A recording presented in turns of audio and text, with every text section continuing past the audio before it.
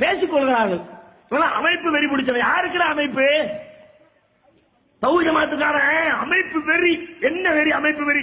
அமைப்புல வெறி பிடிச்சவனா இருந்தா முதல்ல ஆக்கு வச்சிருந்தோம், அங்கேயே உட்கார்ந்து இருப்போம். அகலுல் குர்ஆன் வல் ஹதீஸ் ஆரம்பிச்சமே, அந்த அமைப்பை பிடிச்சுக்கிட்டு இருந்தவன் வேண்டான்னு தூக்கி எறிஞ்சோம்.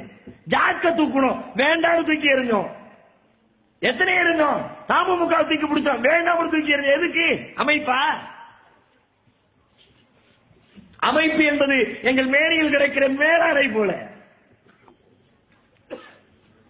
அது எங்களை நல்வழியில் செலுத்துகிறவரை, அது எங்களை தடம்புரளாமல் காக்கிறவரை, நாங்கள் மார்க்கத்தை கடைபிடிப்பதற்கு அது எங்களுக்கு உதவுகிறவரை, அது எங்கள் மேனியை அலங்கரிக்கும். இல்லை என்று சொன்னால் நாங்கள் மேனியில் போட்டு அழகு பார்த்த எங்கள் மேலாடை எங்கள் காலுக்கு கீழால் தூசிகளுக்கு பலியாகும்.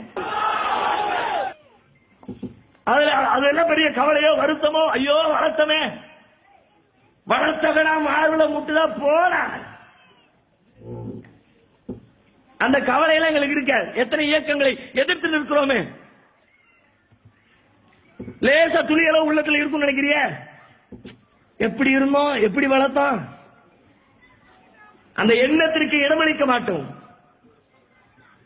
அமைப்பு வெறிய இருக்கலாம், அமைப்பைத்தான் பிரதானப்படுத்துவாங்க. இங்க இத்தனை மணி நேரம் பேசுறோம்ப்பா, எந்த அமைப்பை தூக்கி பிடிச்சாங்க? எத்தனை கூட்டங்கள் நடத்தி இருக்கிறோம். அமைப்பு செய்கிற சில பணிகளை அது ஒரு சில நிமிடங்கள் சொல்லுங்க, அதோட முடிச்சுக்கிட்டோம், அதோட ஓரத்தில் உட்கார்ந்து போதும். நீ ஜமாத்துக்கு வா கூப்பிடுறாங்க, நீ தௌஹீதுக்கு வா. எங்க கிட்ட வந்தாலும் தௌஹீது இல்ல, நீயே தௌஹீதாக இரு, போதும்.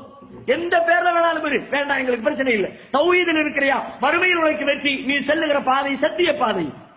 நாங்கள் அழைப்பது தௌஹீதை நோக்கி, தமிழ்நாடு தௌஹீத் ஜமாத் என்ற அமைப்பை நோக்கி அல்ல. அதனால் எங்களுக்கு எந்த நன்மையும் இல்லை.